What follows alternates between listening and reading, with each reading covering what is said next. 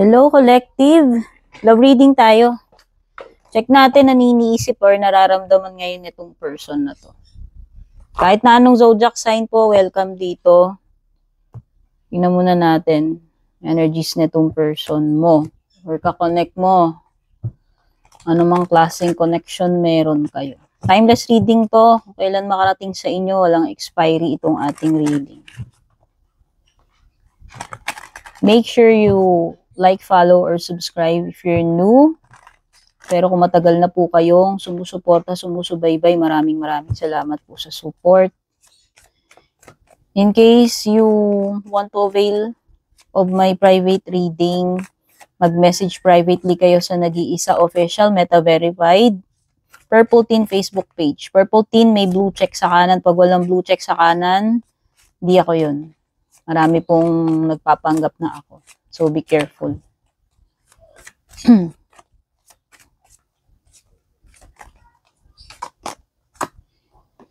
This person is waiting. I don't know kung anong hinihintay niya. Ikaw ba hinihintay niya? Oo, nade-desperate na siya sa kakahintay. This person, sabi dito, this person is falling apart. This person, nawawalan na siya ng pag-asa sa, ano mo yun, hintay ka niya eh. Maybe this person is waiting for a sign from you, or maybe this person is waiting for you to reach out to him or her, whatever gender. Basta naghintay siya ng sign, ng message, ng something from you. Pa.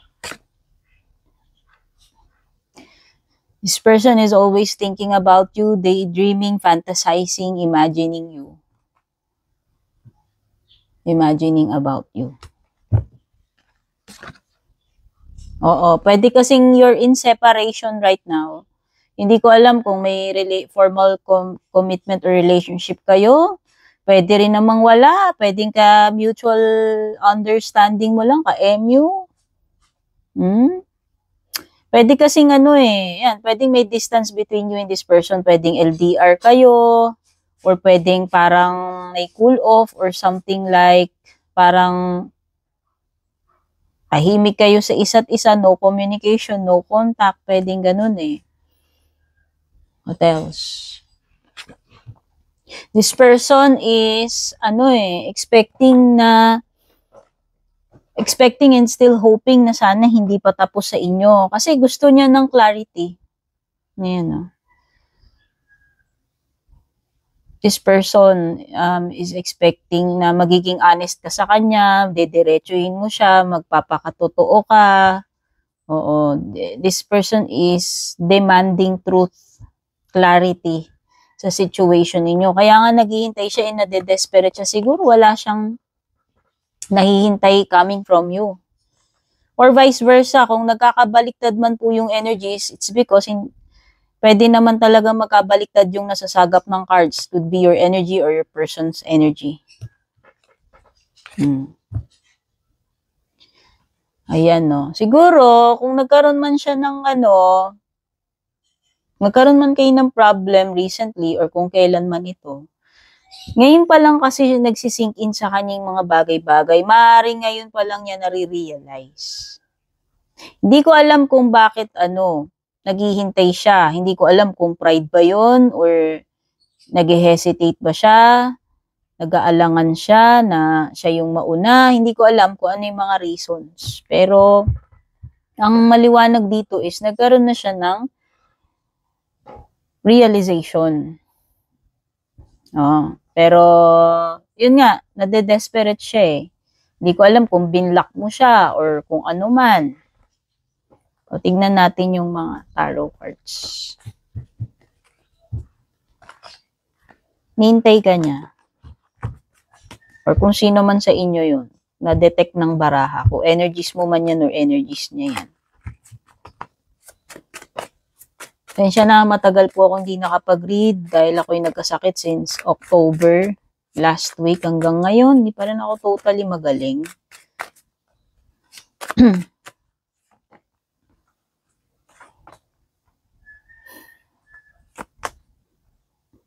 Okay, may earth signs dito, pwede ring may Leo.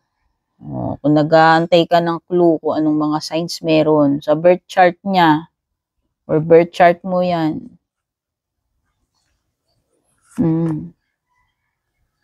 Ayan eh, hangman. Oops, may naka-bold. Wait lang. Koberan natin kasi bawal. Ayan, koberan ko lang. Bawal kasi mga nakahubat eh.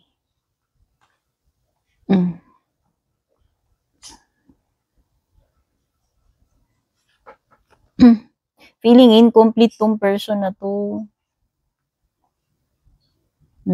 Tsaka may energy ng pag-ano dito, pagpipigil. Hindi ko alam kung meron ba siyang, ewan ko, tinitiis. Merong nagtitiisan. O, pwedeng kayong dalawa yun. Tinitiis mo siya, tinitiis ka niya. Hindi ko alam eh. Basta meron dito parang nagpipigil ng feelings. Problem talaga is communication. Nakikita ko dito, may communication barrier. Hindi ko alam kung sino yung umiiwas para makipag-communicate sa inyong dalawa or magkita. May problem when it comes to pagtatagpo, pagsiset up ng meet up or pag-uusap. At saka parang nakita ko parang nagkaroon dito ng mga issues about jealousy, trust issues, insecurities. Hindi ko alam kung pinagseselosan lang ba talaga, kung selos lang, or talagang meron talagang reason para pagselosan. Oh.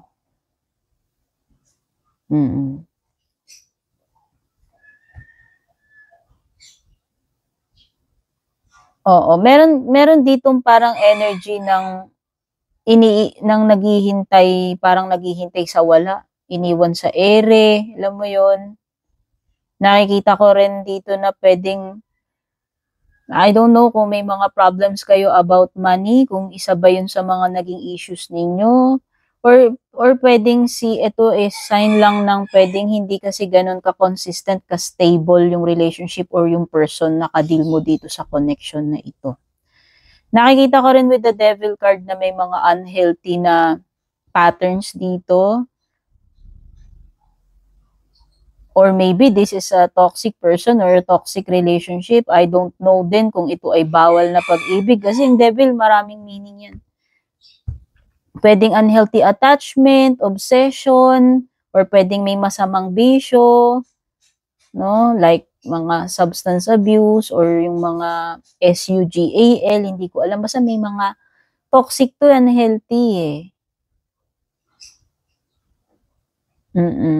Yung mga ganun, yung mga lahat na binanggit ko. Hindi ko alam kung sino sa inyo yun, kung siya ba yung may mga issues dito about pera, hindi ko alam, sa paggasto, sa pag-handle ng pera, sa SUGAL, mga masasamang bisyo, o baka ito ay may mga, yung nag-SUGAL or nag-SABONG, mga ganun.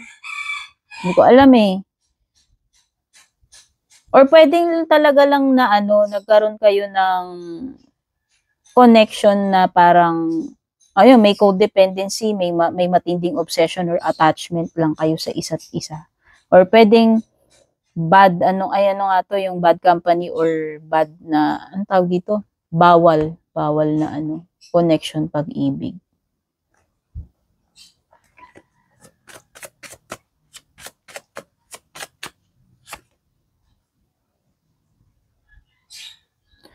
Okay.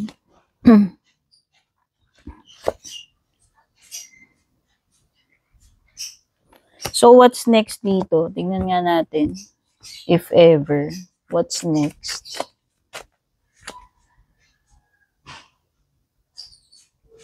So, nakikita ko na love is still there eh. Hindi magbabago yung feelings niya para sa'yo. Oo, kahit i-cut off mo siya, kahit i-break mo tong person na to,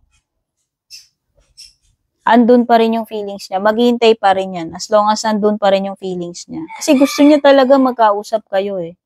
Ayan o. Baka ano baka talagang maghabol 'to, alam mo 'yun, yung mag-effort siya, gawa siya ng paraan na talagang mag-meet kayo, makapag-usap kayo. Kasi nga nagde-demand siya ng clarity or closure. Kasi nga nagkaroon na siya ng realizations. So, 'yun yung mga na-pick up kong energies dito. Kung naka-relate man kayo, nagustuhan ninyo, 'no, nakatulong man sa inyo 'to or na-entertain ko kayo, don't forget to leave a like or a reaction o comment diyan below, pa-share na rin. Take care, God bless, ba